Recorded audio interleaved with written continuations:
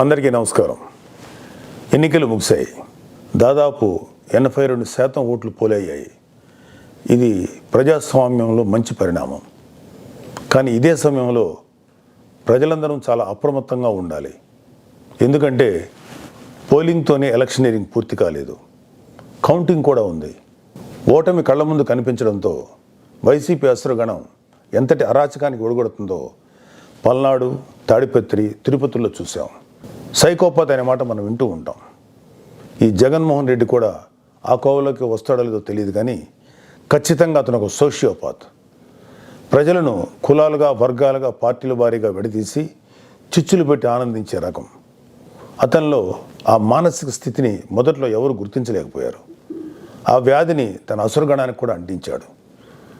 ఈ సోషియోపాత్ మానసిక స్థితి రోజు రోజుకి ముదిరిపోయింది. ఓటమి కనిపిస్తుండటంతో వైసీపీ ముఠాలు ఉన్మాదంతో ప్రజల ఇళ్ల మీద పడి అరాచకం సృష్టిస్తున్నాయి. మాచర్ల వైసీపీ ఎమ్మెల్యే సంబంధీకుల ఇళ్లలో పెట్రోల్ బాంబులు దొరికాయంటే ఫలితాలు వచ్చాక వీళ్ళు ఎంత రాక్షసత్వానికి తెగబడబోతున్నారో ప్రజలు గ్రహించాలి. తాడిపత్రిలో పోలీసులు కూడా తమను తాము రక్షించుకునేందుకు అగచాట్లు పడ్డారు. అంటే వైసీపీ ఎంతగా రెచ్చిపోతుందో అర్థం చేసుకోవాలి. వైసీపీకి ఓటు వేయలేదని తెలిసి ఇళ్లలో చొరబడి మహిళలను, పిల్లల్ని అందరినీ చావుగొట్టే పైశాచికత్వాన్ని పెంచింది ఎవరు? ఖచ్చితంగా ఈ జగన్మోహన్ రెడ్డి అనే చెప్పాలి. విశాఖపట్నంలోని కంచరపాలెంలో ఓ కుటుంబం కూటమి అభ్యర్థులకు ఓటు వేసిందని తెలిసి వైసీపీ గుండాలు ఆ ఇంట్లో మహిళలను, చదువుకుంటున్న పిల్లలపై దుర్మార్గంగా దాడి చేసింది. గర్భంతో పుట్టింటికి వచ్చిన మహిళపైన తీవ్రంగా దాడి చేశారు. అంటే వైసీపీ రాక్షసత్వం ఏ స్థాయిలో ఉందో తెలుసుకోండి. ఇలాంటివన్నీ తెలుసుకొని చిక్కటి చిరునవ్వులు చెందించే వ్యక్తిని ఏమనాలి? మహేష్ బాబు స్పైడర్ సినిమాలో విలన్ సూర్య గుర్తొస్తున్నాడు కదూ. ఉత్తరాంధ్ర నుంచి రాయలసీమ వరకు ఎన్నికల అనంతరం హింసను ప్రేరేపించడంలో వైసీపీ ఓటమి కనిపిస్తుంది. రాబోయే ఓటమిని కప్పిపుచ్చుకునేందుకే ఈ దాడులు చేస్తుంది. ఈవీఎంలు భద్రపరిచిన స్ట్రాంగ్ రూమ్స్ దగ్గర కూడా భద్రత పటిష్టంగా ఉంచాలి. అక్కడ సెంట్రల్ గవర్నమెంట్ వారిది 3 అంచెల సెక్యూరిటీ ఉంది. అయినా కూడా అక్కడ మన కూటమి పార్టీల ప్రతినిధులు నిరంతరం పహరా ఉండాలి. ముఖ్యంగా మన జన సైనికులకి, వీర మహిళలకి నా అభ్యర్థన ఏంటంటే, ఎక్కడైతే జనసేన పోటీ చేసిన ప్రాంతాల్లోని ఈవీఎంస్ భద్రపరిచిన స్ట్రాంగ్ రూమ్స్ ఉన్నాయో అక్కడ మన జన సైనికులు వాలంటీరింగ్ చేసి కాపులాగా కూర్చోవాలి. ఈ అవకాశాన్ని ముఖ్యంగా మనం వదులుకోవద్దు, వాడుకుందాం. ఈ వైసీపీ దుర్మార్గులను ఏ దేశంలోనూ తేలిగ్గా తీసుకోవద్దు.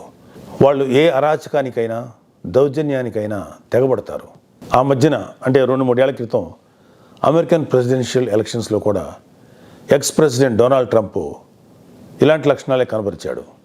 ఎన్నికల్లో ఓడిపోతున్నాను అని తెలిసాక కూడా నేనే గెలుస్తున్నాను, గతం కంటే గట్టిగా ఓట్లు వచ్చాయని ప్రచారం మొదలెట్టాడు.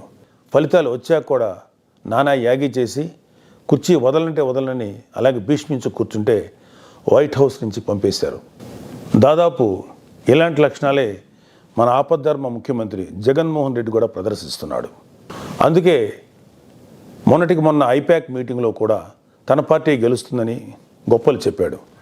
అతని మానసిక స్థితిని వంట పట్టించుకున్న ఉత్తరాంధ్ర నాయకుడు ప్రమాణ స్వీకార ముహూర్తం, విశాఖలో స్థలం అన్నీ ప్రకటించేశాడు. జూన్ 4 తర్వాత వీళ్ళందరినీ విశాఖలో ఉన్న ఆ ఆసుపత్రిలో చేర్చాల్సిందే. ట్రంప్ లాగే జగన్ కూడా కుర్చీ వదులుకోవడానికి ఇష్టపడ్డాం.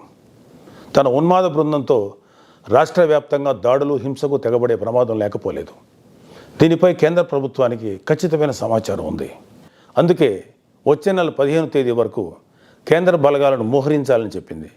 మన వంతుగా కౌంటింగ్ ముగిసే వరకు కౌంటింగ్ కేంద్రాల దగ్గర, పార్టీ కార్యాలయాల దగ్గర కూటమి శ్రేణులు అప్రమత్తంగా ఉంటూ ప్రతి కూటమి కార్యకర్త ఈ కేంద్రాలను పర్యవేక్షిస్తూ ఉండాలి. ఆంధ్రప్రదేశ్ రాష్ట్రం ఈ అరాచక శక్తుల చేతుల నుంచి అభివృద్ధి సాధకుల చేతులకు మారే సమయం దగ్గరలోనే ఉంది. అందరం ఆ శుభగడి కోసం వేచి చూద్దాం.